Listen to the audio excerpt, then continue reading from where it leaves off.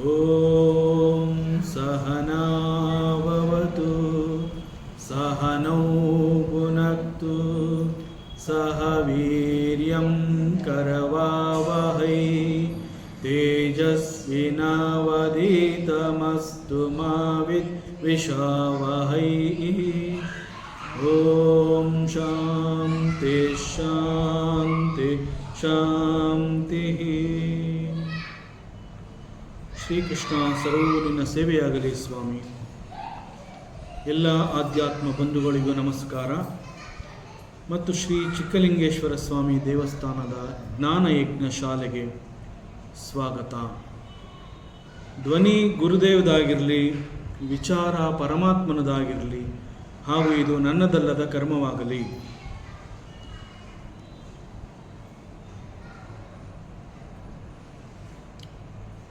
ಇಂದಿನಿಂದ ಮುಂದೆ ಕೆಲವು ದಿನಗಳವರೆಗೆ ಭೀಷ್ಮ ಸ್ತುತಿ, ಇದನ್ನು ಲೆಟಸ್ ಅನ್ಫೋಲ್ಡ್.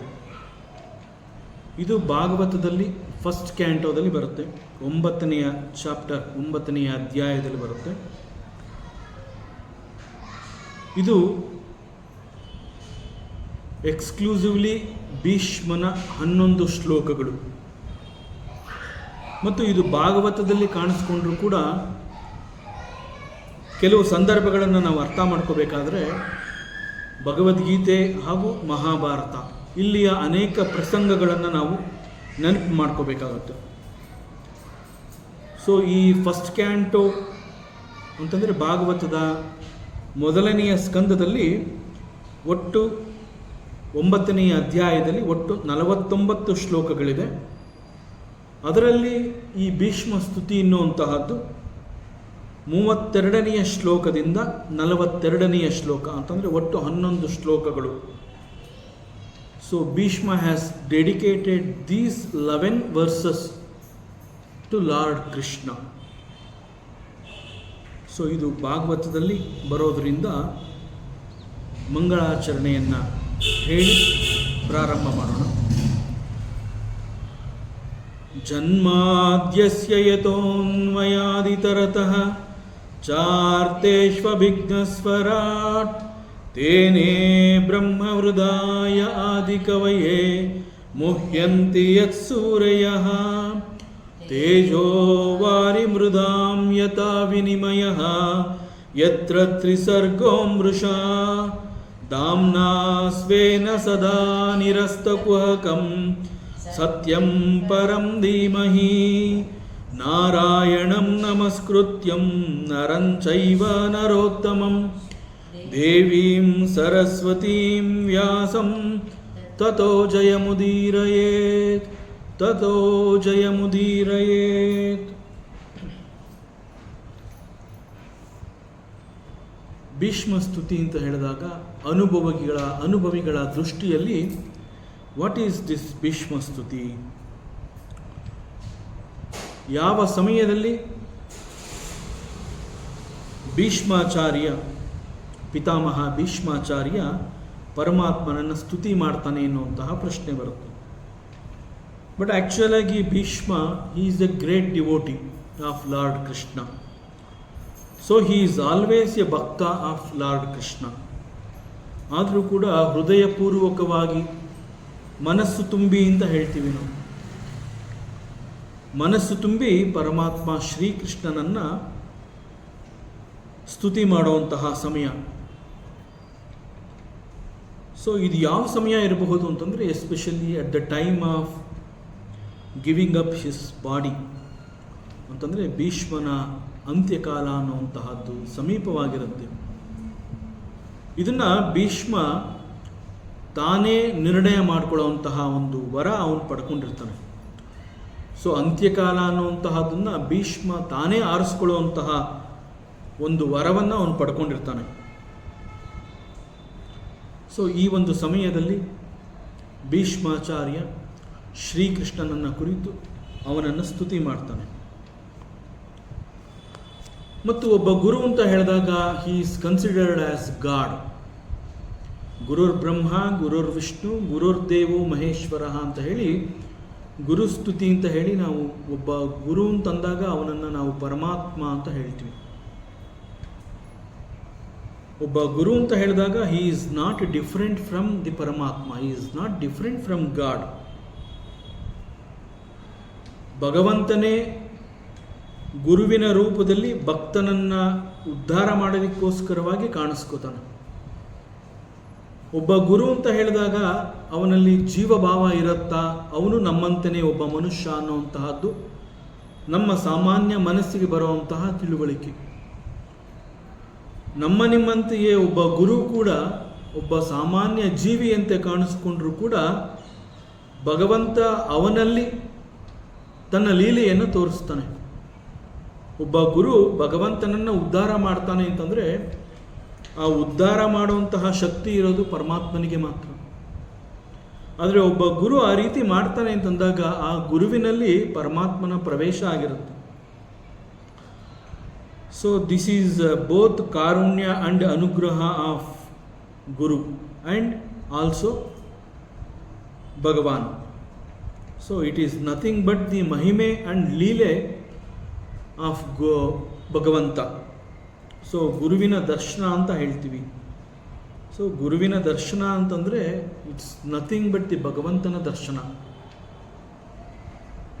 ಸೊ ಈ ಗುರು ಭಕ್ತನನ್ನು ಉದ್ಧಾರ ಮಾಡ್ತಾನೆ ಅಂತಂದರೆ ಗುರು ಭಗವಂತನೊಂದಿಗೆ ಒಂದಾಗಿರ್ತಾನೆ. ಸೊ ಅಲ್ಲಿ ಭಕ್ತರ ಹೃದಯದಲ್ಲಿ ಭಕ್ತಿಯನ್ನು ಹುಟ್ಟುವಂತೆ ಮಾಡುವಂತಹ ಶಕ್ತಿ ಇರೋದು ಕೇವಲ ಒಬ್ಬ ಗುರುವಿಗೆ. ನಾವು ನಾರದನನ್ನು ಕೂಡ ಒಬ್ಬ ದೊಡ್ಡ ಗುರು ಅಂತ ಯಾಕೆ ಕರಿತೀವಿ ಅಂತಂದರೆ, ನಾರಾಯಣನ ತ್ರಿಲೋಕ ಸಂಚಾರಿ ಅಂತ ನಾವು ಹೇಳಿದ್ರು ಕೂಡ ಅವನು ಯಾಕೆ ಸಂಚಾರವನ್ನು ಮಾಡ್ತಾನೆ ಅಂತಂದರೆ, ಪ್ರತಿಯೊಬ್ಬ ಭಕ್ತನ ಹೃದಯದಲ್ಲಿ ಆ ನಾರಾಯಣ ಮಂತ್ರವನ್ನು ಅವನು ಹುಟ್ಟು ಹಾಕ್ತಾನೆ. ಆ ನಾರಾಯಣ ಬೀಜವನ್ನು ಹುಟ್ಟು ಹಾಕಿದಾಗ ಒಬ್ಬ ಸಾಮಾನ್ಯ ಸಾಧಕ ಅಥವಾ ಒಬ್ಬ ಸಾಮಾನ್ಯ ಮನುಷ್ಯ ಒಬ್ಬ ಭಕ್ತನಾಗಿ ಬದಲಾಗ್ತಾನೆ. ಭಕ್ತನಾಗಿ ಬದಲಾದ ನಂತರ ಅವನು ಭಗವಂತನನ್ನು ಸಾಕ್ಷಾತ್ಕಾರ ಮಾಡ್ಕೋತಾನೆ. ಸೊ ಭಗವಂತನ ಸಾಕ್ಷಾತ್ಕಾರಕ್ಕೆ ಪರಮಾತ್ಮನ ಅನುಗ್ರಹ ಎಷ್ಟು ಮುಖ್ಯನೋ ಒಬ್ಬ ಗುರುವಿನ ಪಾತ್ರ ಕೂಡ ಅಲ್ಲಿ ಅಷ್ಟೇ ಮುಖ್ಯವಾಗಿರುತ್ತೆ. ಸೊ ಒಬ್ಬ ಗುರು ಅಂತ ಹೇಳಿದಾಗ ಹಿ ಪ್ಯೂರಿಫೈಸ್ ಎವ್ರಿಬಡೀಸ್ ಹಾರ್ಟ್. ಈ ದೃಷ್ಟಿಯಿಂದ ಪರಮಾತ್ಮ ಶ್ರೀಕೃಷ್ಣನನ್ನು ನಾವು ಜಗದ್ಗುರು ಅಂತ ಹೇಳ್ತೀವಿ. ಯಾಕೆ ಹಾಗೆ ಕರಿತೀವಿ ಅಂತಂದರೆ, ಪರಮಾತ್ಮ ಶ್ರೀಕೃಷ್ಣನಿಗೆ ಎಲ್ಲ ಗೊತ್ತಿರುತ್ತೆ, ಸಕಲವನ್ನ ಬಲ್ಲವನಾಗಿರ್ತಾನೆ, ತ್ರಿಕಾಲ ಜ್ಞಾನಿಯಾಗಿರ್ತಾನೆ, ಅವನೊಬ್ಬ ಸರ್ವಜ್ಞ. ಸೊ ಭೀಷ್ಮಾಚಾರ್ಯ ಅಂತ ಹೇಳಿದಾಗ he is not an ordinary soul. Bhishmacharya ಅಂತಂದಾಗ ಅನೇಕ ಕಾಂಟ್ರಾವರ್ಸಿಗಳನ್ನು ನಾವು ಕೇಳ್ತೀವಿ. ನಾವೇ ಅನೇಕ ಸಂದರ್ಭಗಳಲ್ಲಿ ಚರ್ಚೆಯನ್ನು ಮಾಡ್ತೀವಿ, ಬೇಡದ ವಿಚಾರಗಳನ್ನು ಮನಸ್ಸಿನಲ್ಲಿ ತುಂಬ್ಕೋತೀವಿ. ಎಲ್ಲೂ ಕೂಡ ಪ್ರಶ್ನೆ ಎನ್ನುವಂತಹದ್ದು ಇರದಂತೆ ಭಗವಾನ್ ವೇದವ್ಯಾಸರು ಭಾರತವನ್ನು ನಮಗೆ ಕೈಗೆ ಕೊಟ್ಟರು ಕೂಡ ಭೀಷ್ಮಾಚಾರ್ಯ ಯಾಕೆ ಅನೇಕ ಸಂದರ್ಭಗಳಲ್ಲಿ ಯಾವ ಒಂದು ಡಿಸಿಷನ್ನು ತಗೊಳ್ಳಿಲ್ಲ? ಅದು ದ್ರೌಪದಿಯ ವಸ್ತ್ರಾಪಹರಣ ಆಗಿರಬಹುದು, ಅಥವಾ ಕೌರವರ ಸೇನೆಯಲ್ಲಿ ಮುಂದಾಳುತನವನ್ನು ಪ್ರದರ್ಶಿಸುವಂತಹ ಒಂದು ಪಾಲು ಯಾಕೆ ಭೀಷ್ಮನಿಗೆ ಬೇಕಿತ್ತು? ಹೀಗೆ ಭೀಷ್ಮನನ್ನು ನಾವು ಪ್ರಶ್ನೆ ಮಾಡ್ತೀವಿ. ಆದರೆ ಭೀಷ್ಮ ಎಂದೂ ಕೂಡ ಅಧರ್ಮದ ದಾರಿಯಲ್ಲಿ ಹೆಜ್ಜೆ ಹಾಕದವನಲ್ಲ. ಎಂದೂ ಕೂಡ ಅವನು ಅಧರ್ಮದ ದಾರಿನಲ್ಲಿ ಹೆಜ್ಜೆ ಹಾಕಲಿಲ್ಲ. ಸತ್ಯದಲ್ಲಿ ನಿಷ್ಠನಾಗಿದ್ದ ಅಂತಂದರೂ ಕೂಡ ಅವನ ಬದುಕು ಎಲ್ಲ ಹಂತಗಳಲ್ಲೂ ಕೂಡ ಅವನಿಗೆ ಬಹಳ ದೊಡ್ಡ ಚಾಲೆಂಜ್ಗಳನ್ನೇ ಒಡ್ತಾ ಬಂದವು. ಪ್ರತಿ ಸನ್ನಿವೇಶ, ಜೀವನದ ಪ್ರತಿ ಕ್ಷಣ ಅವನು ಬಹಳ ದೊಡ್ಡ ನಿರ್ಧಾರಗಳನ್ನು, ತ್ಯಾಗಗಳನ್ನು ಮಾಡಬೇಕಾಗಿ ಬರುತ್ತೆ. ಅವನು ತೆಗೆದುಕೊಂಡಂತಹ ಆ ಒಂದು ದೊಡ್ಡ ದೊಡ್ಡ ಮಟ್ಟದ ನಿರ್ಧಾರಗಳನ್ನಾಗಲಿ, ಅವನು ಮಾಡಿದಂತಹ ತ್ಯಾಗವನ್ನಾಗಲಿ ನಾವು ಅರ್ಥ ಮಾಡಿಕೊಳ್ಳುವಂತಹ ಪ್ರಯತ್ನವನ್ನು ಮಾಡಲಿಲ್ಲ. ಅದರ ಬದಲು ಭೀಷ್ಮ ಯಾಕೆ ಹೀಗೆ ಮಾಡ್ದ ಅಂತ ಹೇಳಿ ಭೀಷ್ಮನನ್ನು ಪ್ರಶ್ನೆ ಮಾಡುವ ಮಟ್ಟಕ್ಕೆ ನಾವು ನಮ್ಮ ಮನಸ್ಸನ್ನು ಆ ರೀತಿ ಬೆಳೆಯೋದಕ್ಕೆ ಬಿಡ್ತೀವಿ. So Bhishma is not an ordinary soul. ಪ್ರತಿ ಸಂದರ್ಭದಲ್ಲೂ ಕೂಡ ಅವನು ಅನೇಕ ಚಾಲೆಂಜ್ಗಳನ್ನು ಅವನು ಎದುರಿಸ್ದ ಅಂತಂದಾಗ ಎಲ್ಲೂ ಕೂಡ ಅವನು ಎದೆಗುಂದಲಿಲ್ಲ, ಎಲ್ಲೂ ಕೂಡ ಅವನು ಸೋಲಿಲ್ಲ. ಭೀಷ್ಮನ ವ್ಯಕ್ತಿತ್ವ ಅಂತಂದರೆ ಅಷ್ಟು ದೊಡ್ಡದಾಗಿರುತ್ತೆ. ಇಂತಹ ಭೀಷ್ಮನ ಬಳಿಗೆ ಧರ್ಮರಾಜ ಮತ್ತು ಉಳಿದ ಪಾಂಡವರು ಶ್ರೀಕೃಷ್ಣನ ಸಲಹೆಯ ಮೇರೆಗೆ ಅವನಿರುವಂತಹ ಜಾಗಕ್ಕೆ ಬರ್ತಾರೆ.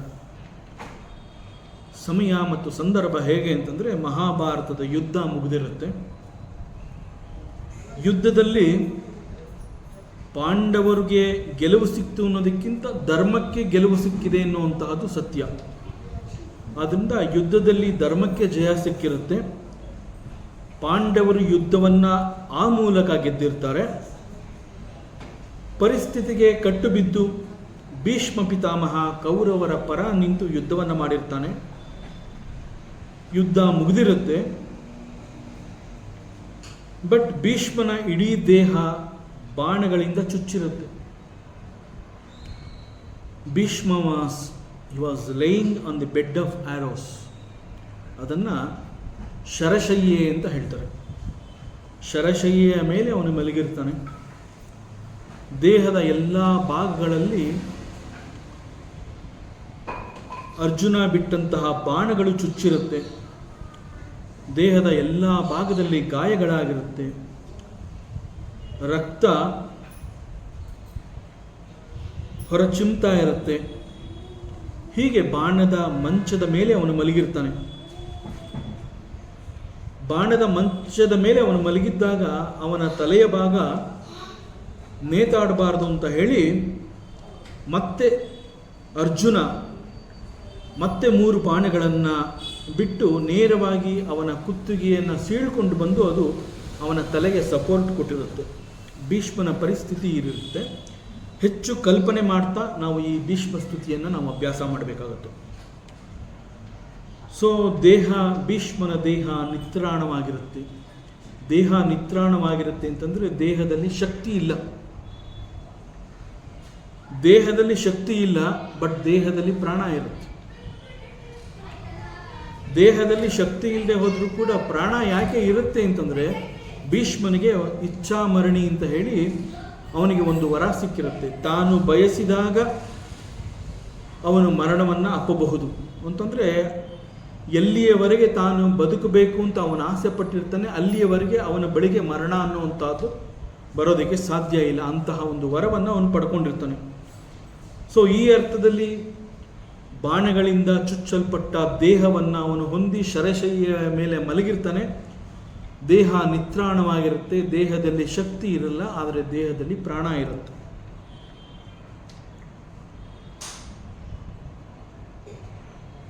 So he is waiting for ಉತ್ತರಾಯಣ.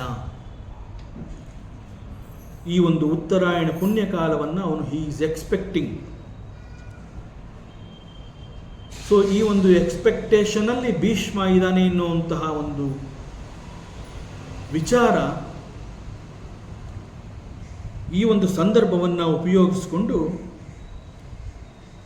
ಪಾಂಡವರು, ಅವರ ಜೊತೆಯಲ್ಲಿ ಭಗವಾನ್ ವೇದವ್ಯಾಸ ಹಾಗೂ ಇನ್ನೂ ಅನೇಕ ಋಷಿಮುನಿಗಳು ಅಲ್ಲಿಗೆ ಬಂದು ಸೇರಿರ್ತಾರೆ. ಆ ಜಾಗದಲ್ಲಿ ಸಾಕ್ಷಾತ್ ಶ್ರೀಕೃಷ್ಣ ಕೂಡ ಇರ್ತಾನೆ. ಅವರೆಲ್ಲರೂ ಬಂದಾಗ ಭೀಷ್ಮ ಹೇಗೆ ಕಾಣಿಸ್ತಾನೆ ಅಂತಂದರೆ, ಒಂದು ದೊಡ್ಡ ಪರ್ವತವೇ ಉರುಳಿ ಬಿದ್ದಂತೆ ಭೀಷ್ಮನ ಶರೀರ ಶರಶಯ್ಯ ಮೇಲೆ ಬಿದ್ದಿರುತ್ತೆ. ದೇಹದ ಎಲ್ಲ ಕಡೆಗಳಲ್ಲಿ ಆ ಬಾಣ ಚುಚ್ಚಿರುವ ಕಾರಣದಿಂದ ಅವನಿಗೆ ಏಳೋದಕ್ಕೆ ಆಗ್ತಾ ಇಲ್ಲ.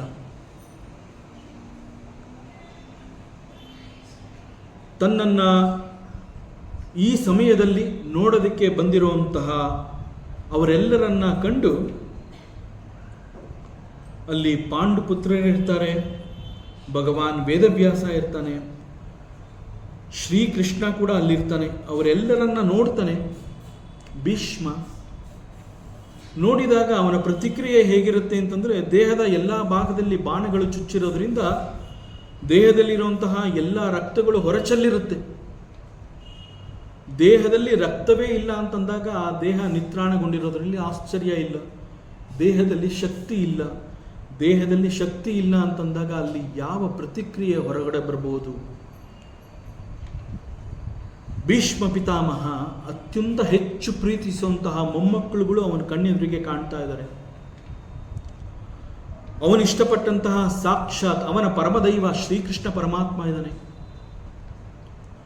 ಭಗವಾನ್ ವೇದವ್ಯಾಸ ಇದ್ದಾನೆ, ಅನೇಕ ದೊಡ್ಡ ದೊಡ್ಡ ಋಷಿ ಮುನಿಗಳೆಲ್ಲ ಅಲ್ಲಿ ಸೇರಿದ್ದಾರೆ. ಎಲ್ಲರನ್ನ ನೋಡ್ತಾನೆ. ಅನೇಕ ಸಂದರ್ಭಗಳಲ್ಲಿ ನಾವೇ ಸುಸ್ತಾದಾಗ, ನಮ್ಮ ಕಣ್ಣೆದುರುಗಡೆ ನಮ್ಮ ಪ್ರೀತಿ ಪಾತ್ರರು ಬಂದಾಗ ನಮಗೆ ಮಾತು ಹೊರಗಡೆ ಬರದೇ ಇದ್ದಾಗ ಕಣ್ಣಂಚಿನಲ್ಲಿ ನೀರು ಬರುತ್ತೆ. ಅವ್ರನ್ನೆಲ್ಲ ನೋಡಿ ನಮ್ಮ ಪರಿಸ್ಥಿತಿನಲ್ಲೇ ಈ ರೀತಿ ಇರುತ್ತೆ. ಆ ರೀತಿಯಲ್ಲಿ ಭೀಷ್ಮನ ಇಡೀ ದೇಹ ಬಾಣಗಳಿಂದ ಚುಚ್ಚಿರುತ್ತೆ, ರಕ್ತದಿಂದ ದೇಹ ತೊಯ್ದಿರುತ್ತೆ.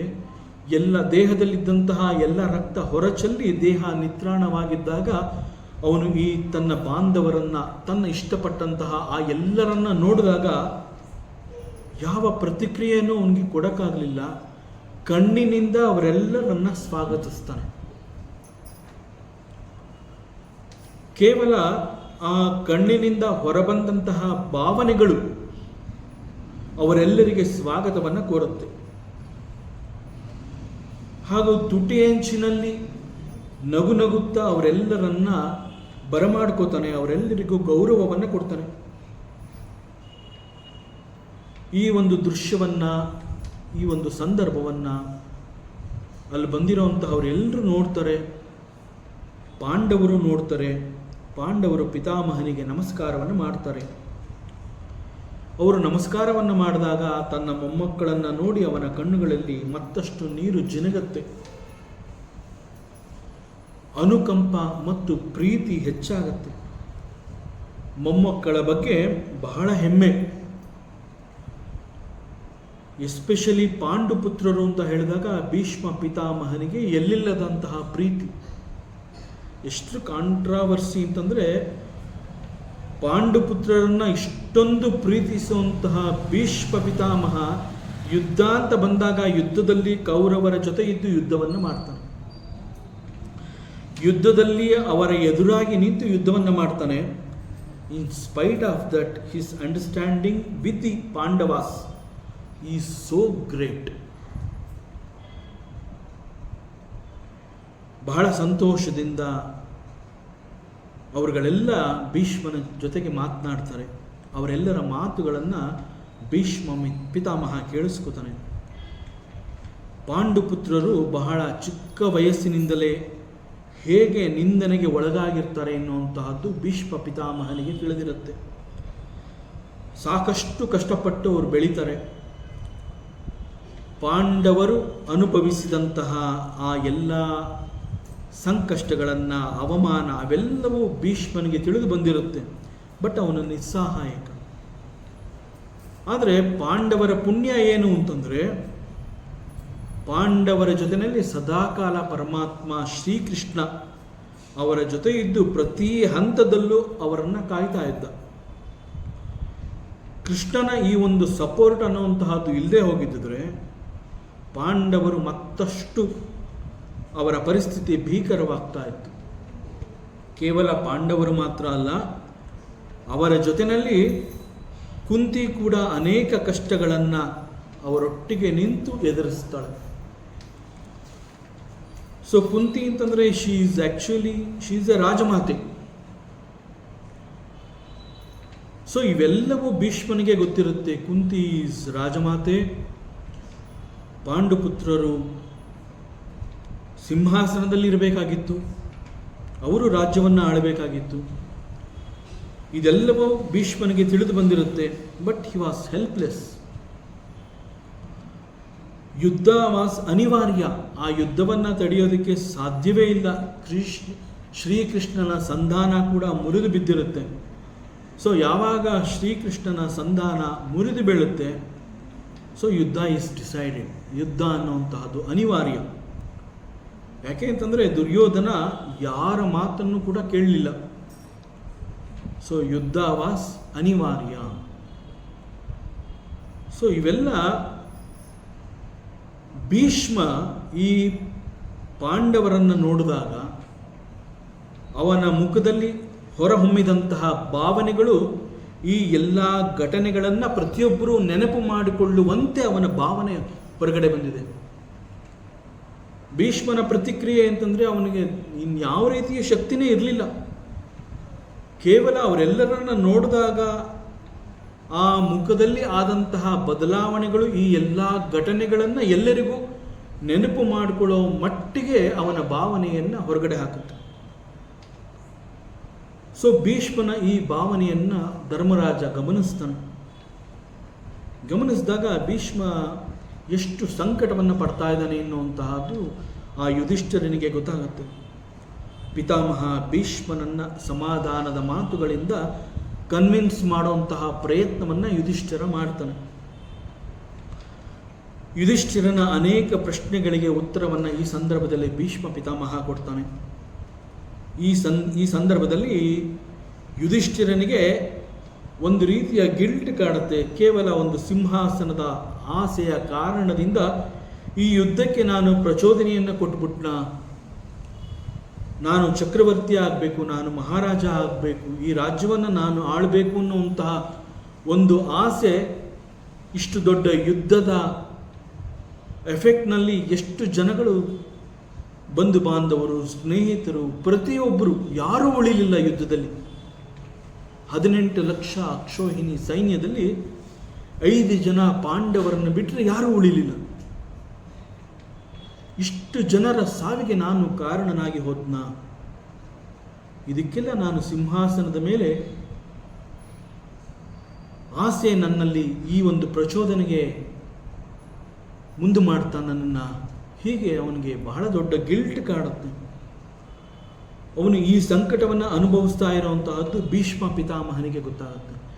ಹೇಗೆ ಭೀಷ್ಮ ಪಿತಾಮಹ ಇವರೆಲ್ಲರನ್ನ ನೋಡಿದಾಗ ಅವನಿಂದ ಹೊರಬಂದಂತಹ ಭಾವನೆಗಳು ಅದನ್ನು ಅರ್ಥ ಮಾಡಿಕೊಂಡು ಹೇಗೆ ಯುಧಿಷ್ಠಿರ ಭೀಷ್ಮನನ್ನು ಸಮಾಧಾನ ಮಾಡ್ತಾನೋ ಆ ರೀತಿಯಲ್ಲಿ ಯುಧಿಷ್ಠಿರ ಈ ಒಂದು ಯುದ್ಧಕ್ಕೆ ನಾನು ಕಾರಣನಾಗಿ ಹೋದ್ನ ಅನ್ನುವಂತಹ ಗಿಲ್ಟ್ ಅವನನ್ನು ಕಾಡಿದಾಗ ಅವನ ಸಂಕಟವನ್ನು ಅರ್ಥ ಮಾಡಿಕೊಂಡು ಭೀಷ್ಮ ಪಿತಾಮಹ ಯುಧಿಷ್ಠಿರನನ್ನು ಸಮಾಧಾನ ಮಾಡ್ತಾನೆ.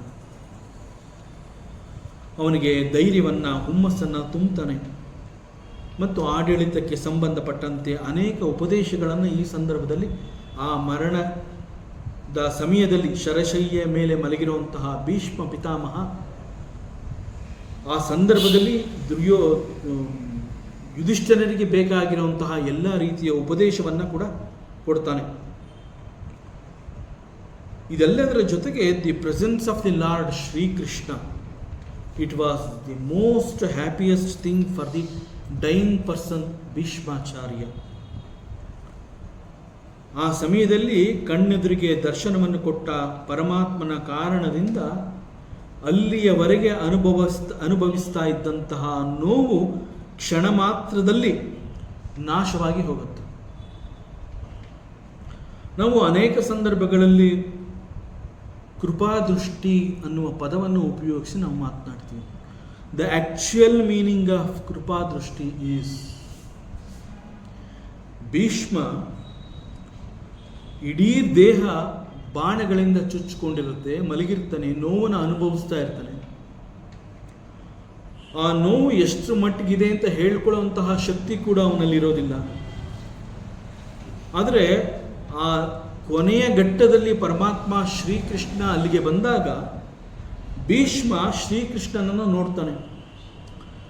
ಭೀಷ್ಮ ಹೇಗೆ ಶ್ರೀಕೃಷ್ಣನನ್ನು ನೋಡ್ತಾನೆ ಆ ರೀತಿಯಲ್ಲಿ ಪರಮಾತ್ಮ ಶ್ರೀಕೃಷ್ಣನ ಕಣ್ಣುಗಳು ಕೂಡ ಭೀಷ್ಮನನ್ನು ನೋಡುತ್ತವೆ.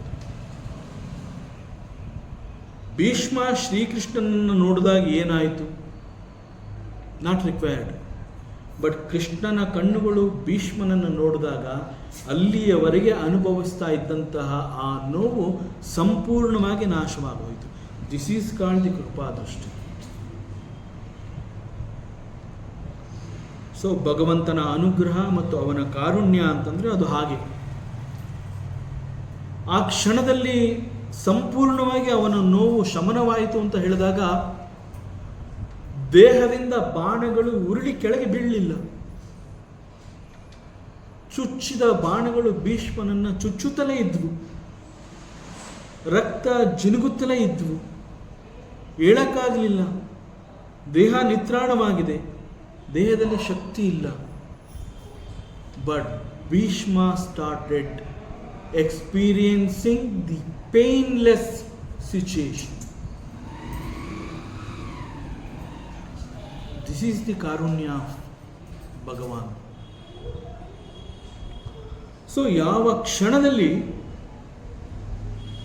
ಪರಮಾತ್ಮ ಶ್ರೀಕೃಷ್ಣನ ಕಾರುಣ್ಯ ದೃಷ್ಟಿ ಭೀಷ್ಮನ ಮೇಲೆ ಬಿದ್ದು ಅಲ್ಲಿಯವರೆಗೆ ಅವನು ಅನುಭವಿಸ್ತಾ ಇದ್ದಂತಹ ಆ ನೋವು ಸಂಪೂರ್ಣವಾಗಿ ನಾಶವಾಗುತ್ತೆ, ಆ ಕ್ಷಣದಲ್ಲಿ ಯಾವ ಶಕ್ತಿ ಭೀಷ್ಮನಿಗೆ ಸಿಕ್ತೋ ಆ ಶಕ್ತಿ ಪರಮಾತ್ಮ ಶ್ರೀಕೃಷ್ಣನನ್ನು ಸ್ತುತಿ ಮಾಡೋದಕ್ಕೆ ಒಂದು ಅವಕಾಶವನ್ನು ಮಾಡಿಕೊಡುತ್ತೆ. ಸೊ ಈ ಒಂದು ಸಂದರ್ಭವನ್ನು ಉಪಯೋಗಿಸಿಕೊಂಡು ನೋವು ಮಾಯವಾದ ಕ್ಷಣದಲ್ಲಿ ಪಿತಾಮಹ Bhishma he started glorifying the Lord Shri Krishna.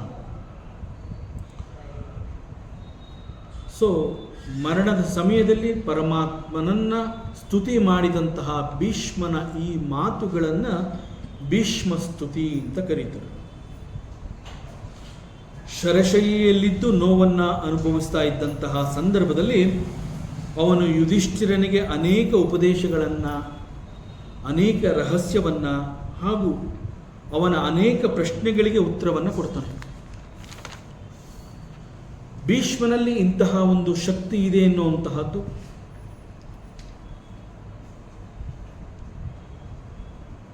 ಶ್ರೀಕೃಷ್ಣನ ಬುದ್ಧಿಗೆ ತಿಳಿದಿರುತ್ತೆ. That is the supreme intelligence. ಅದಕ್ಕೆ ಪರಮಾತ್ಮ ಅಂತ ಹೇಳಿದಾಗ why we says he is a sarvajna, because that buddhi, that sarvajnatva, it knows everything. So ಭೀಷ್ಮನಲ್ಲಿ ಇಂತಹ ಒಂದು ಶಕ್ತಿ ಇದೆ ಎನ್ನುವಂತಹದ್ದನ್ನು ಪರಮಾತ್ಮ ಶ್ರೀಕೃಷ್ಣ ಗುರುತಿಸಿ ಅವನ ಮೇಲೆ ಕಾರುಣ್ಯ ದೃಷ್ಟಿಯನ್ನು ಚೆಲ್ತಾನೆ. ಯಾವ ಕ್ಷಣದಲ್ಲಿ ಕಾರುಣ್ಯ ದೃಷ್ಟಿ ಅವನ ಮೇಲೆ ಹರಿಯುತ್ತೆ ಅಲ್ಲಿಯವರೆಗೆ ಅನುಭವಿಸ್ತಾ ಇದ್ದಂತಹ ಆ ನೋವು ಸಂಕಟಗಳೆಲ್ಲವೂ ಶಮನವಾಗಿ he started glorifying the Lord Krishna. So ಈ ಒಂದು ಬುದ್ಧಿ ಅಂತಂದರೆ ಸುಪ್ರೀಂ ಇಂಟೆಲಿಜೆನ್ಸ್ ಅಂತ ನಾವೇನು ಕರಿತೀವಿ, ಯಾವ ಸಮಯದಲ್ಲಿ ಭಗವಂತ ಯಾವುದನ್ನು ಎಲ್ಲಿ ಅಪ್ಲೈ ಮಾಡಬೇಕು, ಹೇಗೆ ಅಪ್ಲೈ ಮಾಡಬೇಕು, ಯಾರಿಗೆ ಯಾವುದನ್ನು ಕೊಡಬೇಕು, ಯಾರಿಂದ ಯಾವುದನ್ನು ಯಾವ ಸಮಯದಲ್ಲಿ ಕಿತ್ಕೋಬೇಕು, ಓನ್ಲಿ ಹಿ ನೋಸ್. ಬಟ್ ನಾವು ಮಾತನಾಡ್ತೀವಿ ಭಗವಂತ ಕಿತ್ಕೊಂಡ್ಬಿಟ್ಟ, ಇಲ್ಲಿವರೆಗೆ ಎಲ್ಲ ಚೆನ್ನಾಗಿತ್ತು, ನನಗೆ ಏನು ತಪ್ಪು ಮಾಡಿದೆ ಅಂತ ಅವನು ಕಿತ್ಕೊಂಡ ಅಂತ ನಾವು ಹೇಳ್ತೀವಿ. ಬಿಕಾಸ್ ನಮಗೆ ಆ ಒಂದು ಸಂಕಟವನ್ನು ಎದುರಿಸುವಂತಹ ಶಕ್ತಿ ಇಲ್ಲ. ನಮ್ಮ ಬುದ್ಧಿಗೆ ಗೋಚರವಾಗಿದ್ದು ಭಗವಂತ ನಮ್ಮಿಂದ ಕಿತ್ಕೊಂಡ ಅಂತ. ಬಟ್ ಇನ್ಫ್ಯಾಕ್ಟ್ ಅವನು ಯಾಕೆ ಕಿತ್ಕೊಂಡ ಅಂತಂದರೆ he knows that it is not required for me hence fourth. ಇನ್ನು ಮುಂದೆ ನನಗೆ ಅದರ ಅವಶ್ಯಕತೆ ಇಲ್ಲ, ಅದಿದ್ರೆ ನಾನು ಅದಕ್ಕೆ ಅಂಟ್ಕೋತೀನಿ. ಆ ಕ್ಷಣದಲ್ಲಿ ನನಗೆ ಅದು ಬೇಡ ಅನ್ನೋಂತಹದ್ದು ನನಗೆ ಗೊತ್ತಿರೋದಿಲ್ಲ, but he knows. So that is called the supreme intelligence. So ಯಾವಾಗ ಈ ಒಂದು ಕೃಪಾದೃಷ್ಟಿ ಎನ್ನುವಂತಹದ್ದು ಭೀಷ್ಮನಿಗೆ ಸಿಗತ್ತೆ, ಆಗ ಭೀಷ್ಮ ಏನು ಮಾಡಬಹುದು, ಅವನು ಇನ್ನೂ ಏನು ಮಾಡ್ತಾನೆ ಎನ್ನುವಂತಹದ್ದು ಶ್ರೀಕೃಷ್ಣನಿಗೆ ಗೊತ್ತಾಗತ್ತೆ. ಸೊ ಈ ಒಂದು ಸಮಯದಲ್ಲಿ ಯಾಕೆ ಅಂತಹ ಒಂದು ಶಕ್ತಿಯನ್ನು ಭಗವಂತ ಕೊಟ್ಟ ಅಂತಂದರೆ ಯುಧಿಷ್ಠಿರನ ಮೂಲಕ ಸಿಗುವಂತಹ ಉಪದೇಶ ಇಡೀ ಯೂನಿವರ್ಸ್ಗೆ ಬೇಕಾಗಿರುತ್ತೆ. So this truth Bhagwan Shri Krishna knows. So ಹೀಗೆ ಹೇಳಬೇಕಾದದೆಲ್ಲವನ್ನ ಹೇಳಿದ ನಂತರ ಭೀಷ್ಮ ಅಂತಂದರೆ ಯಾವ ಸಮಯದಲ್ಲಿ ಯುಧಿಷ್ಠಿರನಿಗೆ ಏನು ಉಪದೇಶ ಬೇಕಾಗಿರುತ್ತೆ ಮತ್ತು ಯಾವ ಉದ್ದೇಶವನ್ನು ಇಟ್ಕೊಂಡು ಈ ಪಾಂಡವರನ್ನು ಶ್ರೀಕೃಷ್ಣ ಆ ಸಮಯದಲ್ಲಿ ಕರ್ಕೊಂಬಂದಿರ್ತಾನೆ ಅದೆಲ್ಲವೂ ಮುಗಿದಿರುತ್ತೆ. ಯುಧಿಷ್ಠಿರನಿಗೆ ಸಿಗಬೇಕಾದಂತಹ ಅದು ರಾಜ್ಯಾಡಳಿತದ ಬಗ್ಗೆ ಇರಬಹುದು, ಧರ್ಮದ ಬಗ್ಗೆ ಇರಬಹುದು, ಸಂವಿಧಾನದ ಬಗ್ಗೆ ಇರಬಹುದು, ಹೀಗೆ ಧರ್ಮರಾಜನಿಗೆ ಸಿಗಬೇಕಾಗಿರುವಂತಹ ಎಲ್ಲ ಉಪದೇಶಗಳು ಸಿಕ್ಕಾದ ನಂತರ ನಾವು ಇನ್ನೇನು ಉಳಿದಿಲ್ಲ, ಭೀಷ್ಮ ಇನ್ನೇನು ಕೊಡುವಂತಹದ್ದಿಲ್ಲ. ಆ ಸಂದರ್ಭದಲ್ಲಿ Bhishma he focused all his attention on Lord Shri Krishna and he got the vision of the Supreme Lord. This is called Sakshatkara. The supreme vision is called Sakshatkara. So ಆ ಸಮಯದಲ್ಲಿ ಭೀಷ್ಮನಿಗೆ ಶ್ರೀಕೃಷ್ಣ ಚತುರ್ಭುಜಧಾರಿಯಾಗಿ ದರ್ಶನವನ್ನು ಕೊಡ್ತಾನೆ. ಒಬ್ಬ ವೀರ ತನ್ನ ಅಂತಿಮ ಸಮಯದಲ್ಲಿ ದೇಹವನ್ನು ಹೇಗೆ ಸಂತೋಷದಿಂದ ಬಿಟ್ಕೊಡ್ಬೇಕು, ಹಾಗೆ ದೇಹವನ್ನು ಬಿಟ್ಟುಕೊಟ್ಟು ಅವನು ಪರಮಾತ್ಮನಲ್ಲಿ ಒಂದಾಗ್ತಾನೆ. So this topic is from the first canto of Shrimad Bhagavata. It comes in the 9th chapter. It starts from the 32nd shloka, runs up to the 42nd shloka. So ಹೀಗೆ ಇಲ್ಲಿ ಒಟ್ಟು 11 ಶ್ಲೋಕಗಳಿದೆ. ಮತ್ತು ಕಾರ್ತೀಕ ಮಾಸದಲ್ಲಿ ಆ ಮಾಸದ ಕೊನೆಯ 5 ದಿನಗಳನ್ನು ಇಂದಿಗೂ ಕೂಡ ಅನೇಕರು ಭೀಷ್ಮ ಪಂಚಕ ಅಂತ ಕರೀತಾರೆ. ಈ ಒಂದು ಕೊನೆಯ 5 ದಿನಗಳಲ್ಲಿ ಹೆಚ್ಚು ಸೇವೆಯನ್ನು, ವ್ರತವನ್ನು, ನಿಯಮವನ್ನು ಪಾಲಿಸ್ತಾರೆ. ಈ ರೀತಿ ಮಾಡುವ ಮೂಲಕ ತಮ್ಮ ಭಕ್ತಿಯನ್ನು ಅವರು ಹೆಚ್ಚು ಮಾಡ್ಕೋತಾರೆ. ಭಕ್ತಿಯನ್ನು ಹೆಚ್ಚು ಮಾಡಿಕೊಂಡಷ್ಟು it can be offer to the lord. So with that intention Kartika ಮಾಸದ ಕೊನೆಯ 5 ದಿನಗಳನ್ನು ಭೀಷ್ಮ ಪಂಚಕ ಅಂತ ಕರೆದು ಆ ಸಮಯದಲ್ಲಿ ಅನೇಕ ನಿಯಮಗಳನ್ನು, ವ್ರತವನ್ನು, ಎಲ್ಲವನ್ನು, ಭಕ್ತಿಯನ್ನು ಎಲ್ಲವನ್ನು ಬಹಳ ಶ್ರದ್ಧೆಯಿಂದ ಮಾಡ್ತಾರೆ. ಆ ಸಮಯದಲ್ಲಿ ಹೆಚ್ಚು ಜಪ, ಭಜನೆ, ಪೂಜೆ ಇತ್ಯಾದಿಗಳಲ್ಲಿ ತಮ್ಮನ್ನು ತೊಡಗಿಸ್ಕೋತಾರೆ. ಅನೇಕರು ಉಪವಾಸವನ್ನು ಮಾಡ್ತಾರೆ, ಕೆಲವರು ಕೇವಲ ಹಣ್ಣನ್ನು ಸೇವಿಸ್ತಾರೆ. ಹೀಗೆ ಅವರಿಗೆ ತೋಚಿದಂತೆ ಯಾವ ರೀತಿಯಲ್ಲಿ ಹೆಚ್ಚು ಶ್ರದ್ಧೆಯನ್ನು ಭಗವಂತನಲ್ಲಿ ತೋರಬಹುದು ಆ ರೀತಿಯಲ್ಲಿ ಆ ಕೊನೆಯ 5 ದಿನಗಳಲ್ಲಿ ಹೆಚ್ಚು ಶ್ರದ್ಧೆಯನ್ನು ತೋರಿಸಿ ಹೆಚ್ಚು ಭಕ್ತಿಯನ್ನು ಪ್ರದರ್ಶಿಸ್ತಾರೆ. ಈ ಭೀಷ್ಮ ಪಂಚಕದಲ್ಲಿ ಭಗವಂತನ ಅನುಗ್ರಹಕ್ಕೆ ಪಾತ್ರರಾಗಬೇಕು ಅನ್ನುವಂತಹದ್ದು ಮುಖ್ಯ ಉದ್ದೇಶವಾಗಿರುತ್ತೆ. ಸೊ ವಿತ್ ದಿಸ್ ಇಂಟೆನ್ಷನ್ ಇವತ್ತಿಗೂ ಕೂಡ ಅನೇಕ ಜಾಗಗಳಲ್ಲಿ ಈ ಒಂದು ಭೀಷ್ಮ ಪಂಚಕವನ್ನು ಅನುಸರಿಸುವಂತಹ ಒಂದು ರೂಢಿ ಇದೆ.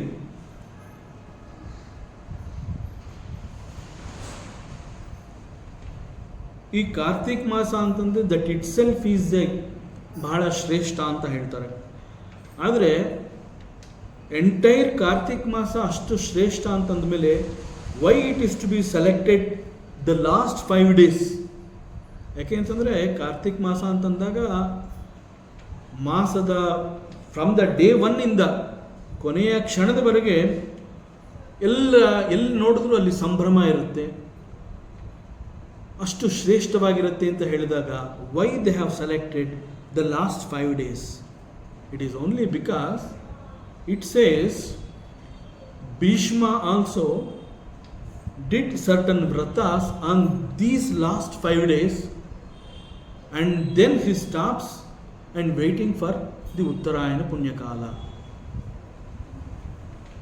ಸೊ ಭೀಷ್ಮನೇ ನಮಗೆ ಈ ಒಂದು ದಾರಿಯನ್ನು ಹಾಕಿಕೊಟ್ಟಿದ್ದಾನೆ. ಆದ್ದರಿಂದ ನಾವು ಕೂಡ ಆ 5 ದಿನಗಳಲ್ಲಿ ಹೆಚ್ಚು ಸೇವೆಯನ್ನು ಮಾಡಬೇಕು ಅನ್ನುವಂಥದ್ದು ಅನೇಕ ಜನಗಳ ತಿಳುವಳಿಕೆಯಾಗಿದೆ. ಹೀಗೆ ಭೀಷ್ಮ ಪಂಚಕ ಯಾಕೆ ಶ್ರೇಷ್ಠ ಅಂತಂದರೆ ಸ್ವತಃ ಭೀಷ್ಮಾಚಾರ್ಯರೇ ಇದನ್ನು ಆಚರಿಸಿದ್ರು ಅನ್ನುವ ನಂಬಿಕೆ, ನಾವು ಹೆಚ್ಚು ಶ್ರದ್ಧೆಯನ್ನು ತೋರೋದಕ್ಕೆ ಸಾಧ್ಯ ಅಂತ ಹೇಳಿ ಕಾರ್ತಿಕ ಮಾಸದ ಕೊನೆಯ 5 ದಿನಗಳನ್ನು ಭೀಷ್ಮ ಪಂಚಕ ಅಂತ ಮಾಡ್ತಾರೆ. So it is the glorification of the Bhishmacharya on the lord Shri Krishna. And Bhishmacharya, he is one of the greatest devotees of Lord Krishna.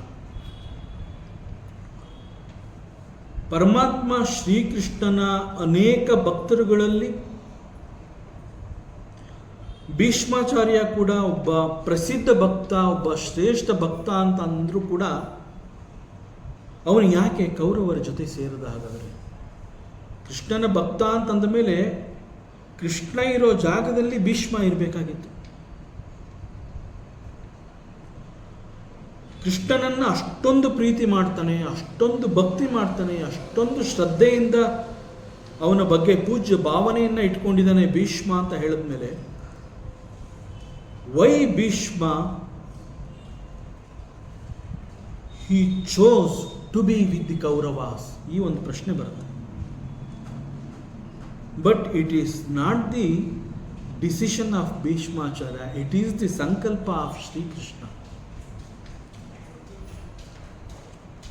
ಯಾಕೆ ಅಂತಂದರೆ ಪರಮಾತ್ಮ ಅಂತಂದಾಗ ನಾವು ಲೀಲೆ ಮಹಿಮೆ ಅಂತ ಮಾತುಗಳನ್ನ ಆಡ್ತೀವಿ. ಭಗವಂತನ ಲೀಲೆ ಹೇಗಿರುತ್ತೆ ಅಂತಂದರೆ ಯಾವುದು ನಮಗೆ ಅರ್ಥ ಆಗೋದಿಲ್ಲ ಆಗ ಅದನ್ನು ಭಗವಂತನ ಲೀಲೆ ಅಂತ ಹೇಳ್ತೀವಿ. ಸೊ ಈ ಅರ್ಥದಲ್ಲಿ ವೈ ಭೀಷ್ಮ ಶ್ರೀಕೃಷ್ಣನ ಪರಮ ಭಕ್ತನಾಗಿದ್ದರೂ ಕೂಡ ಅವನು ಕೌರವರ ಜೊತೆ ಯಾಕಿದ್ದ ಅಂತಂದರೆ it is again the Leele and ಮಹಿಮೆ ಆಫ್ ಶ್ರೀಕೃಷ್ಣ. ಯಾಕೆ ಅದು ಮುಂದೆ ಗೊತ್ತಾಗುತ್ತೆ. So it is the sankalpa of Shrikrishna ಅಂತಂದ ಮೇಲೆ ಅದು ಏನೇ ಆಗಿರಲಿ, ಅದು ಹೇಗೆ ಇರಲಿ, ಅದು ನಡೆದೇ ತೀರಬೇಕು. So it is the sankalpa of Shrikrishna that Bhishma should stand with Kauravas and fight against Pandavas ಅನ್ನುವಂತಹದ್ದು ಪರಮಾತ್ಮನ ಸಂಕಲ್ಪ. ಸೊ ಶ್ರೀಕೃಷ್ಣನ ಸಂಕಲ್ಪನೇ ಈ ರೀತಿ ಇತ್ತು ಅಂತಂದಮೇಲೆ ಭೀಷ್ಮ ಹೆಲ್ಪ್ಲೆಸ್. ಅವನು ಕೌರವರ ಜೊತೆ ಇರಲೇಬೇಕಾಯಿತು. ಕೌರವರ ಜೊತೆನೇ ಇದ್ದ, ಕೌರವರ ಸೇನೆಯನ್ನು ಮುನ್ನಡೆಸ್ದ, ಅವರ ಪರವಾಗಿ ಯುದ್ಧವನ್ನು ಮಾಡ್ದ. ಸೊ ಇವೆಲ್ಲ ಪರಮಾತ್ಮ ಶ್ರೀಕೃಷ್ಣನ ಸಂಕಲ್ಪ. ಇದೆಲ್ಲ ಮುಂದೆ ಬರುತ್ತೆ. So whatever Krishna decides that has to happen, ಅದು ನಡೀಲೇಬೇಕು. ಸೊ ಈ ಕಾರಣದಿಂದ he made Bhishma to fight against Pandavas in the war. ಜೊತೆಗೆ ಪರಮಾತ್ಮ ಶ್ರೀಕೃಷ್ಣನಿಗೆ ತನ್ನ ಭಕ್ತ ಭೀಷ್ಮ ಒಬ್ಬ ದೊಡ್ಡ ಪರಾಕ್ರಮಿ. ಒಬ್ಬ ದೊಡ್ಡ ಪರಾಕ್ರಮಿ ಅಂತಂದಾಗ ಆ ಪರಾಕ್ರಮವನ್ನು ನೋಡುವಂತಹ ಆಸೆ ಎಲ್ರಿಗೂ ಇರುತ್ತೆ. ಈಗ ಒಂದು ಕ್ರಿಕೆಟ್ ಮ್ಯಾಚ್ ನಡೀತಾ ಇದೆ, ಹಿ is a very good batsman ಅಂತಂದಾಗ ನಾವು ಹೇಗೆ ಕಾತರದಿಂದ ಅವನು ಎಷ್ಟು ರನ್ ಹೊಡಿತಾನೆ ಅನ್ನೋದನ್ನು ನೋಡೋದಕ್ಕೆ ನಮಗೆ ಎಷ್ಟು ಆಸೆ ಇರುತ್ತೆ, ಆ ರೀತಿಯಲ್ಲಿ Bhishma is a great warrior. But ಅವನು ಫೈಟ್ ಮಾಡುವಂತಹ ಆ ಒಂದು ಶಕ್ತಿ ಮತ್ತು ಶೌರ್ಯವನ್ನು ನೋಡಬೇಕು ಅಂತಂದರೆ ಅವನ ಎಗೇನ್ಸ್ಟಾಗಿ ನಾವಿರಬೇಕು. ಸೊ ಭೀಷ್ಮನ ಶೌರ್ಯವನ್ನು ನೋಡಬೇಕು ಅನ್ನುವಂತಹದ್ದು ಕೃಷ್ಣನ ಸಂಕಲ್ಪ ಮತ್ತು ಅವನ ಆಸೆ. So Krishna is with Pandavas. ಭೀಷ್ಮನನ್ನು ಪಾಂಡವರ ಕಡೆ ಕರ್ಕೊಂಡ್ಬಿಟ್ರೆ ಭೀಷ್ಮನ ಪರಾಕ್ರಮವನ್ನು ನೋಡೋದಕ್ಕಾಗೋದಿಲ್ಲ. ಕೃಷ್ಣನ ಒಂದು ಮಹಿಮೆ, ಒಂದು ಲೀಲೆ ಅಂತಂದರೆ I want to see the veera rasas of Bhishmacharya. So let him fight against Pandavas, let him be with Kauravas. That is the sankalpa of Shrikrishna. So ಯಾಕೆ ಭೀಷ್ಮನನ್ನು ಕೌರವರ ಕಡೆ ಬಿಡ್ತಾನೆ ಅಂತಂದರೆ ಪಾಂಡವರು ಕೂಡ ಸಾಮಾನ್ಯರಲ್ಲ, ಬಹಳ ದೊಡ್ಡ ಪರಾಕ್ರಮಿಗಳು. ಸೊ ಇಂತಹ ಪರಾಕ್ರಮಿಗಳ ಜೊತೆಗೆ ಮತ್ತೊಬ್ಬ ಪರಾಕ್ರಮಿ ಅವರ ಎದುರಾಗಿ ನಿಂತು ಯುದ್ಧವನ್ನು ಮಾಡಿದ್ರೆ ಇಟ್ ಈಸ್ ವೆರಿ ಇಂಟ್ರೆಸ್ಟಿಂಗ್, ಆಗ ನೋಡೋದಕ್ಕೆ ಚೆನ್ನಾಗಿರುತ್ತೆ. ಸೊ ಇಂಥ ದೃಶ್ಯ ನನಗೆ ಬೇಕು ಅನ್ನುವಂತಹದ್ದು ಕೃಷ್ಣನ ಸಂಕಲ್ಪ. ಸೊ ಅಂತಹ ಒಂದು ಟಫ್ ಫೈಟ್ ನಾನು ನೋಡಬೇಕು, that is the sankalpa of Shrikrishna. So ಈ ಒಂದು ಟಫ್ ಫೈಟ್ ಕೊಡೋದಕ್ಕೆ, ಪಾಂಡವರ ಸಮನಾಗಿ ನಿಂತು ಯುದ್ಧವನ್ನು ಮಾಡೋದಕ್ಕೆ ಶಕ್ತಿ ಇರುವಂತಹದ್ದು ಕೇವಲ ಭೀಷ್ಮರಿಗೆ ಮಾತ್ರ. ಭೀಷ್ಮನನ್ನು ಬಿಟ್ಟರೆ ಇನ್ನು ಪಾಂಡವರ ಜೊತೆ ಯುದ್ಧ ಮಾಡುವಂತಹ ಶಕ್ತಿಶಾಲಿಗಳು ಯಾರೂ ಇಲ್ಲ. ಅದು ಯುದ್ಧ ಅಂತಲೇ ಅನ್ನಿಸ್ಕೊಳ್ಳೋದಿಲ್ಲ. ಸೊ ಅದು ಯುದ್ಧ ಅಂತ ಅನ್ನಿಸ್ಕೋಬೇಕು, ಅಲ್ಲಿ ಒಂದು ಹೋರಾಟ ನಡಿಬೇಕು, ಅಲ್ಲಿ ಒಂದು ಟಫ್ ಫೈಟ್ ಇರಬೇಕು, ಪಾಂಡವರ ಸಮನಾಗಿ ಅಲ್ಲಿ ಫೈಟ್ ಕೊಡುವಂತಹ ಮತ್ತೊಬ್ಬ ಶೂರ ಅಲ್ಲಿರಬೇಕು ಅಂತಂದರೆ that is only Bhishma. So Bhishma ಕೌರವರ ಕಡೆ ನಿಂತು ಯುದ್ಧವನ್ನು ಮಾಡ್ತಾನೆ. ಸೊ ಇದೆಲ್ಲ ಆ ಒಂದು ಸುಪ್ರೀಂ ಇಂಟೆಲಿಜೆನ್ಸ್ ಪರಮಾತ್ಮ ಶ್ರೀಕೃಷ್ಣನಿಗೆ, ಅವನ ಬುದ್ಧಿಗೆ ಇದೆಲ್ಲ ಸಿಕ್ಕಿರುತ್ತೆ. So it's all the sankalpa of Shrikrishna. So Bhishma ಹೂಡಿದ ಅನೇಕ ಬಾಣಗಳು ಶ್ರೀಕೃಷ್ಣನಿಗೆ ತಗುಲಿ ಶ್ರೀಕೃಷ್ಣನನ್ನು ಗಾಯಗೊಳಿಸಿರುತ್ತೆ. ಭೀಷ್ಮ ಬಿಡ್ತಾ ಇದ್ದಂತಹ ಬಾಣಗಳು ಅರ್ಜುನನ ಮೇಲೆ, ಆದರೆ ಅರ್ಜುನ ತಪ್ಪಿಸ್ಕೊಳ್ಳೋ ಹಾಗೆ ಕೃಷ್ಣ ಮಾಡ್ತಾ ಇದ್ದ. ಯಾಕೆಂದರೆ ಆ ಬಾಣ ಕೃಷ್ಣನನ್ನು ತಾಕಬಾರ್ದು. ಕೃಷ್ಣನನ್ನು ತಾಕಬಾರ್ದು ಅಂತಂದರೆ ಮುಂದೆ ಕೂತಿದ್ದವನು ಸಾರಥಿ, ಸೊ ಅವನು ಅಡ್ಡ ಬರಬೇಕು. ಸೊ ಭೀಷ್ಮನ ಬಾಣಗಳು ಕೃಷ್ಣನನ್ನು ತಾಕ್ತಾ ಇತ್ತು. ಕೃಷ್ಣನನ್ನು ತಾಕಿದಾಗ ಕೃಷ್ಣನಿಂದ ರಕ್ತ ಬರ್ತಾ ಇತ್ತು. ಆ ರಕ್ತವನ್ನು ನೋಡಿ ಕೃಷ್ಣ ಕೂಡ ಸಂತೋಷ ಪಡ್ತಾ ಇದ್ದ, ಭೀಷ್ಮ ಕೂಡ ಸಂತೋಷ ಪಡ್ತಾ ಇದ್ದ. ಮುಂದೆ ಇದೆಲ್ಲ ಬರುತ್ತೆ. ಯಾಕೆ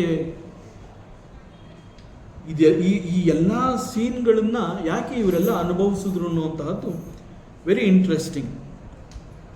ಸೊ ಗಾಯ ಮತ್ತು ನೋವು ಇವೆಲ್ಲ ಉಂಟಾದರೂ ಕೂಡ Krishna was also feeling very happy and Bhishma was also feeling very happy. So ಕುರುಕ್ಷೇತ್ರದ ಈ ಯುದ್ಧದಲ್ಲಿ ಅರ್ಜುನ ಕೂಡ ಭೀಷ್ಮನಿಗೆ ಅನೇಕ ಬಾಣಗಳನ್ನು ಹೊಡಿತಾನೆ. ಕೊನೆಯಲ್ಲಿ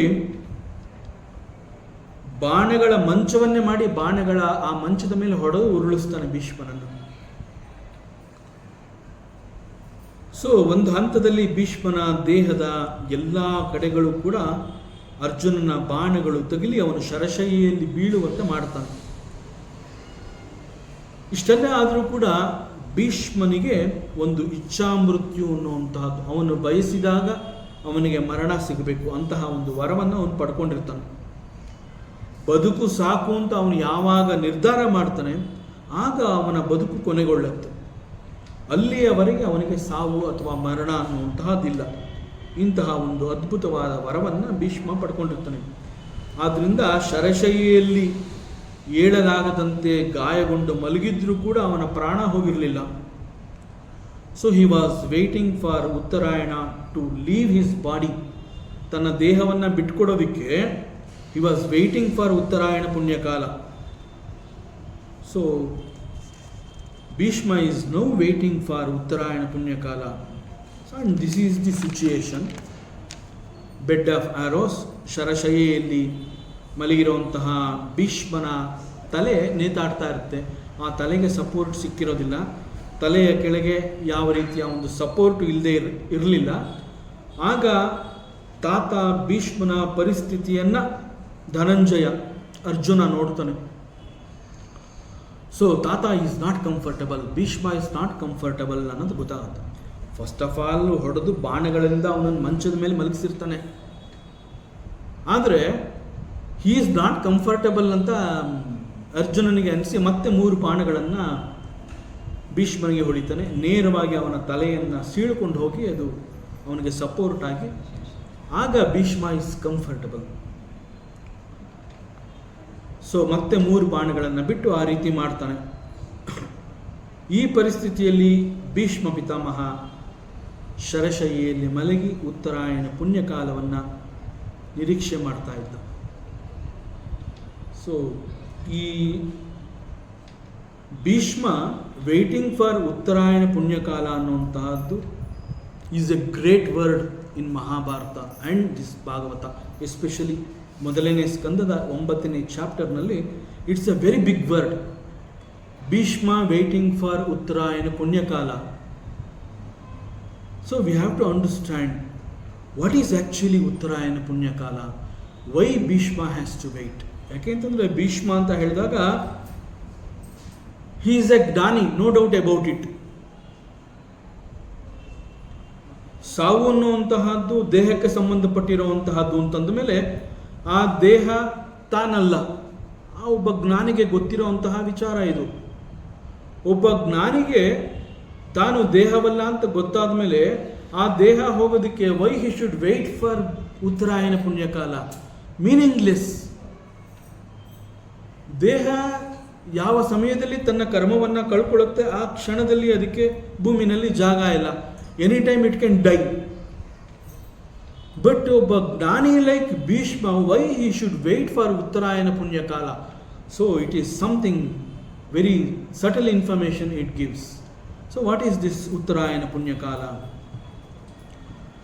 so uttara plus ayana is Uttarayana. The meaning of ayana ಅಂತಂದರೆ taking shelter, under the abode of, ಒಂದು ಆಧಾರ, ಆಶ್ರಯ ಅಂತ ನಾವೇನು ಹೇಳ್ತೀವಿ ಆ ಅರ್ಥವನ್ನು ಕೊಡುತ್ತೆ. ಆಯಣ ಅದರ ಆಶ್ರಯದಲ್ಲಿ ಪಡೆದಿರುವಂತಹ, ಆ ಆಶ್ರಯವನ್ನು ಪಡೆದಿರುವಂತಹದ್ದು ಅನ್ನುವ ಅರ್ಥವನ್ನು ಕೊಡುತ್ತೆ. ಸೊ ಇಲ್ಲಿ ಉತ್ತರಾಯಣ ಅಂತಂದಾಗ ಆಯಣ ಅಂತಂದರೆ ಆಶ್ರಯವನ್ನು ಪಡ್ಕೊಂಡಿರುವಂತಹದ್ದು ಅನ್ನೋದು ಅರ್ಥ ಸಿಕ್ತು. ಬಟ್ ಯಾರ ಆಶ್ರಯ ಅದು? ಸೊ ಇಟ್ ಈಸ್ ಉತ್ತರೆಯ ಆಶ್ರಯ. So who is ಉತ್ತರೆ? ಉತ್ತರೆಯ ಆಶ್ರಯವನ್ನು ಯಾರು ಬಯಸಿದ್ರು? ನೇರವಾಗಿ ನೋಡಿದ್ರೆ Bhishma is waiting for Uttarayana punyakala. But ಆ ಮೀನಿಂಗ್ ತಿಳ್ಕೊತಾ ಹೋದಾಗ then who is waiting for this Uttarayana? ಇಲ್ಲಿ ಉತ್ತರೆಯ ಆಶ್ರಯವನ್ನು ಬಯಸ್ತಾ ಇದ್ದಂತಹವರು both Parikshit and lord Shri Krishna. ಆ ಯುದ್ಧ ಮುಗಿಯುವಂತಹ ಒಂದು ಸಮಯದಲ್ಲಿ, ಆ ಸಮಯದಲ್ಲಿ ಉತ್ತರೆಯ ಗರ್ಭದಲ್ಲಿ ಪರೀಕ್ಷಿತ ಆಶ್ರಯ ಪಡೆದಿರ್ತಾನೆ. ಉತ್ತರೆ ಗರ್ಭಿಣಿಯಾಗಿರ್ತಾಳೆ.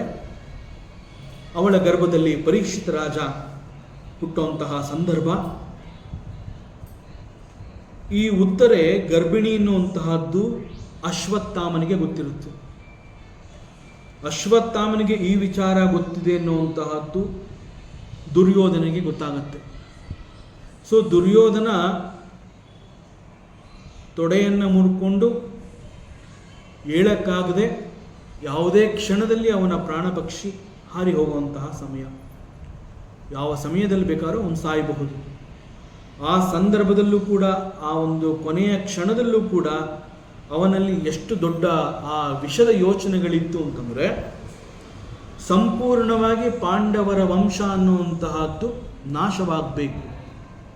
ಸೊ ಅವನೇನು ಮಾಡ್ತಾನೆ ದುರ್ಯೋಧನ? ಹಿ ಯೂಸಸ್ ಅಶ್ವತ್ಥಾಮನ ಯೂಸ್ ಮಾಡ್ಕೋತಾನೆ. ಆಗ ಅಶ್ವತ್ಥಾಮ ಏನು ಮಾಡ್ತಾನೆ, ದುರ್ಯೋಧನನನ್ನು ತೃಪ್ತಿಪಡಿಸಬೇಕು ಅಂತ ಹೇಳಿ ಪಾಂಡವರ ವಂಶ ಮುಂದೆ ಬೆಳೆದೇ ಇರೋ ಹಾಗೆ ನಾನು ಮಾಡ್ತೀನಿ ಅಂತ ಅವನಿಗೆ ಮಾತನ್ನು ಕೊಟ್ಬಿಟ್ಟು ಅಶ್ವತ್ಥಾಮ ಒಂದು ಬ್ರಹ್ಮಾಸ್ತ್ರವನ್ನು ಉಪಯೋಗಿಸ್ತಾನೆ. ಆ ಬ್ರಹ್ಮಾಸ್ತ್ರವನ್ನು ಪ್ರಯೋಗ ಮಾಡಿದಾಗ ಆ ಬ್ರಹ್ಮಾಸ್ತ್ರ ನೇರವಾಗಿ ಉತ್ತರೆಯ ಗರ್ಭದ ಕಡೆಗೆ ಅದು ಹೊರಡುತ್ತೆ. ಪಾಂಡವರ ವಂಶದ ಕುಡಿ ಅಂತಂದರೆ ಅದು ಉತ್ತರೆಯ ಗರ್ಭದಲ್ಲಿ ಬೆಳೀತಾ ಇರುವಂತಹ ಪರೀಕ್ಷಿತ, ಅವನ ಜನನ ಅಲ್ಲಿ ಆಗಬೇಕಾಗಿರುತ್ತೆ. ಸೊ ಅದನ್ನು ನಾಶ ಮಾಡಬೇಕು ಅನ್ನುವಂತಹದ್ದು ಈ ಅಶ್ವತ್ಥಾಮನ ಯೋಚನೆ. ಸೊ ಅಶ್ವತ್ಥಾಮ ಒಂದು ಬ್ರಹ್ಮಾಸ್ತ್ರವನ್ನು ಪ್ರಯೋಗ ಮಾಡಿದ್ದಾನೆ. ಆದರೆ ಕೊಲ್ಲುವ ಕೈಗಳಿಗಿಂತ ಕಾಯುವ ಕೈ ದೊಡ್ಡದು ಅಂತ ಹೇಳ್ತಾರೆ. ಸೊ ದುರ್ಯೋಧನನಿಗೆ ಅಶ್ವತ್ಥಾಮ ಮಾತು ಕೊಡ್ತಾನೆ, ಪಾಂಡವರ ವಂಶವನ್ನು ನಾನು ನಾಶ ಮಾಡ್ತೀನಿ ಅಂತ ಹೇಳಿ ಬ್ರಹ್ಮಾಸ್ತ್ರವನ್ನು ಪ್ರಯೋಗ ಮಾಡ್ತಾನೆ. ಆದರೆ ಪರಮಾತ್ಮ ಶ್ರೀಕೃಷ್ಣ ಉತ್ತರೆಗೆ ಅಭಯವನ್ನು ಕೊಟ್ಟಿರ್ತಾನೆ. ನಿನ್ನ ಗರ್ಭದಲ್ಲಿ ಇರುವಂತಹ ಪರೀಕ್ಷಿತ ರಾಜನನ್ನು ಕಾಪಾಡುವಂತಹದ್ದು ನಾನು ನಿನಗೆ ಅಭಯವನ್ನು ಕೊಡ್ತೀನಿ, ನಾನು ನಿನಗೆ ಭರವಸೆಯನ್ನು ಕೊಡ್ತೀನಿ, ನಾನು ರಕ್ಷಣೆ ಮಾಡ್ತೀನಿ ಅಂತ ಹೇಳಿ, ಪರೀಕ್ಷಿತನನ್ನು ನಾನು ಕಾಪಾಡ್ತೀನಿ ಅಂತ ಹೇಳಿ ಪರಮಾತ್ಮ ಶ್ರೀಕೃಷ್ಣ ಪರೀಕ್ಷಿತನನ್ನು ರಕ್ಷಿಸುವ ಕಾರಣದಿಂದ the supreme being, the Lord Krishna also enters the ಉತ್ತರೆಯ ಗರ್ಭ. ಉತ್ತರೆಯ ಗರ್ಭದಲ್ಲಿ ಈಗಾಗಲೇ ಪರೀಕ್ಷಿತ ರಾಜ ಇದ್ದಾನೆ. ಬ್ರಹ್ಮಾಸ್ತ್ರ ಪ್ರಯೋಗ ಆಗಿದೆ. ಬ್ರಹ್ಮಾಸ್ತ್ರವನ್ನು ಎಷ್ಟು ಕೇಳಿಕೊಂಡ್ರೂ ಕೂಡ ಅವನು ವಾಪಸ್ ತಗೊಳ್ಳಿಲ್ಲ. ಹಾಗಾಗಿ ಕೃಷ್ಣನಿಗೆ ಬೇರೆ ದಾರಿ ಇಲ್ಲ. ಬ್ರಹ್ಮಾಸ್ತ್ರಕ್ಕೆ ಅದು ಪರೀಕ್ಷಿತನಿಗೆ ತೊಂದರೆ ಮಾಡಲೇಬಾರ್ದು ಅಂತ ಹೇಳಿ ಅದನ್ನು ರಕ್ಷಣೆ ಮಾಡ್ತೀನಿ ಅಂತ ನಾನು ಮಾತು ಕೊಟ್ಟಿರೋದ್ರಿಂದ ನಾನು ಕೂಡ ನನ್ನ ಪ್ರಯತ್ನವನ್ನು ಮಾಡಲೇಬೇಕು ಅಂತ ಹೇಳಿ ಹಿ ಆಲ್ಸೋ ಎಂಟರ್ಸ್ ದಿ ಉತ್ತರೆಯ ಗರ್ಭ. ಸೊ ಉತ್ತರೆಯ ಗರ್ಭದಲ್ಲಿ ಪರೀಕ್ಷಿತ ಆ್ಯಂಡ್ ಶ್ರೀಕೃಷ್ಣ ಇಬ್ಬರು ಇರ್ತಾರೆ.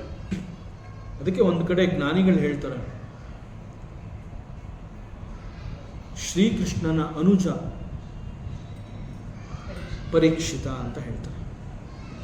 ಸೊ ಇಬ್ಬರೂ ಕೂಡ ಗರ್ಭದಲ್ಲೇ ಇದ್ದಿದ್ದರಿಂದ ಆ ಒಂದು ಅವರಿಬ್ಬರಲ್ಲಿ ಆ ಒಂದು ಸಹೋದರತ್ವ, ಆ ಒಂದು ಸಂಬಂಧವನ್ನು ಕಲ್ಪಿಸಿ ಹೇಳ್ತಾರೆ. ಸೊ ಪಾಂಡವರ ವಂಶದಲ್ಲಿ ಹುಟ್ಟಿ ಬರುವಂತಹ ಪರೀಕ್ಷಿತನನ್ನು ಶ್ರೀಕೃಷ್ಣ ಈ ರೀತಿ ಕಾಪಾಡಬೇಕು, ಈ ರೀತಿನೇ ಕಾಪಾಡ್ತಾನೆ ಅನ್ನುವಂತಹದ್ದು ಭೀಷ್ಮನಿಗೆ ಗೊತ್ತಿರುತ್ತೆ.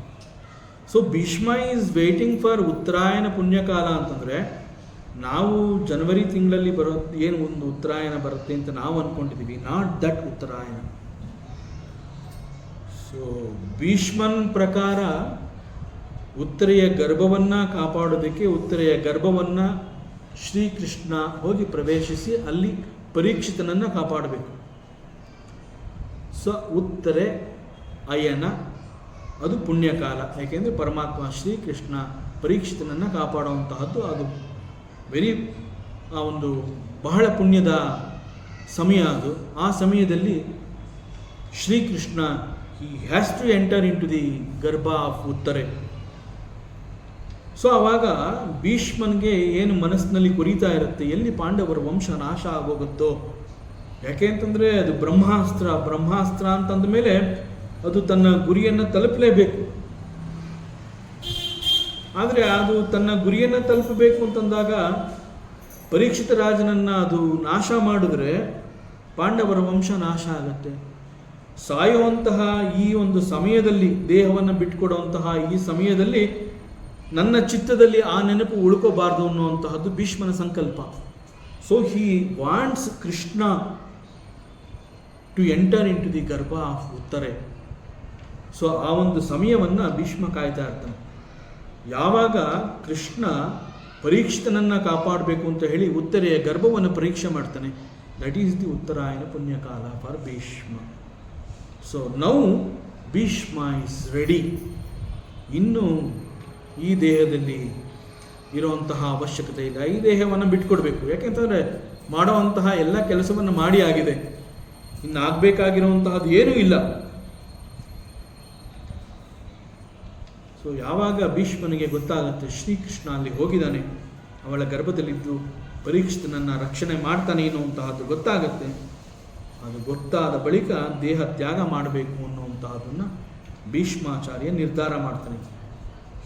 So Bhishma is waiting for this Uttarayana ಪುಣ್ಯಕಾಲ. So ಒಬ್ಬ ಪ್ಯೂರ್ ಡಿವೋಟಿ ಅಂತಂದ ಮೇಲೆ ಅವನು ತನ್ನ ಆ ದೇಹದ ಮರಣಕ್ಕೆ ಉತ್ತರಾಯಣವನ್ನು ಕಾಯುವಂತಹ ಅವಶ್ಯಕತೆ ಇಲ್ಲ. Because is a pure devotee. Pure devotee ಅಂತಂದಮೇಲೆ ಯಾವಾಗ ಆ ಮರಣ ಅನ್ನುವಂತಹ ಸಂಭವಿಸಿದ್ರೂ ಕೂಡ he goes to the lord's feet. ಪರಮಾತ್ಮನ ಪಾದಚರಣಗಳನ್ನು ಸೇರುವಂತಹದ್ರಲ್ಲಿ ಡೌಟೇ ಇಲ್ಲ. So he is a pure devotee. ಅವನಿಗೆ ಪರಮಾತ್ಮನ ಅನುಗ್ರಹ ಇದ್ದೇ ಇರುತ್ತೆ ಅಂತಂದಮೇಲೆ he need not wait for Uttarayan.